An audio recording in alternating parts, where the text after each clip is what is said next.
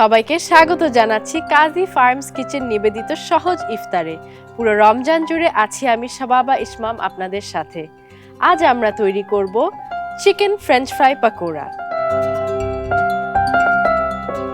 Chicken French fry pakora তৈরি করার জন্য আমাদের লাগছে কাজী ফার্মস কিচেনের ফ্রেঞ্চ ফ্রাই, সাথে আরো লাগছে কাজী ফার্মস কিচেনের চিকেন মিট বল, আরো লাগছে কাজী ফার্মস কিচেনের টমেটো কেচাপ, সাথে আরো লাগছে লবণ, বেসন, গাজর, গরম মশলা পাউডার, কর্নফ্লাওয়ার, রসুন বাটা, আদা বাটা, হলুদ এবং মরিচ।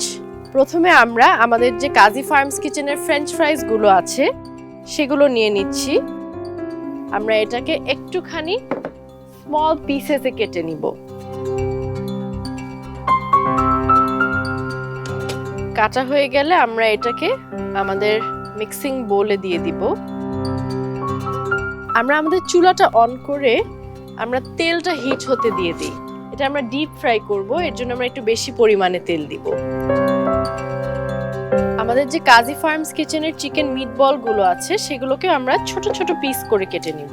একটা মিট বলকে আমরা 8 পিসেসের মতো কাটবো। এখন আমরা একে একে আমাদের ড্রাই ইনগ্রেডিয়েন্টস গুলো নিয়ে নিব। প্রথমে নিচ্ছি লবণ, 2 টিস্পুন বেসন, আমরা আমাদের গাজরটা নিয়ে নিব। গাজরটা খুব ফাইনলি জুলিয়ান করা। এবার নিচ্ছি গরম মশলা পাউডার, কর্নফ্লাওয়ার, লাল মরিচ গুঁড়ো, সামান্য হলুদ, আর নিচ্ছি আমরা আদা বাটা, রসুন বাটা।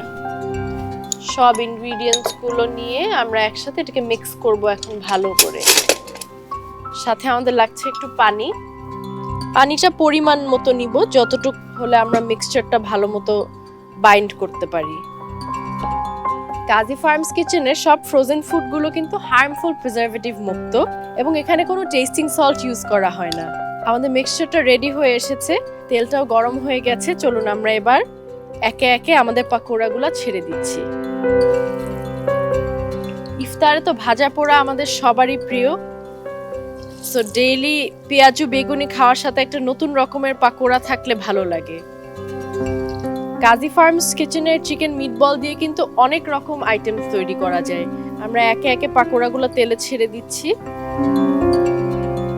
দর্শক, আমাদের পাকোড়াগুলো একটা সাইড হয়ে এসেছে, একটু টার্ন করে দেখি। হ্যাঁ, একটা সাইড হয়ে গেছে। আমরা এবার এগুলোকে উল্টিয়ে দিই।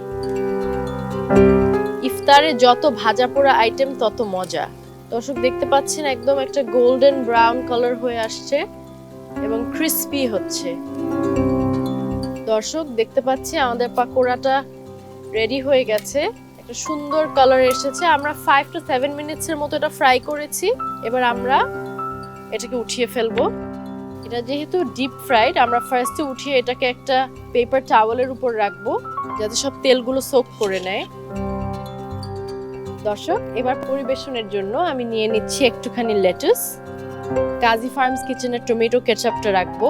এবার একে একে আমাদের পাকোড়াটা সুন্দর করে বিছিয়ে দিব।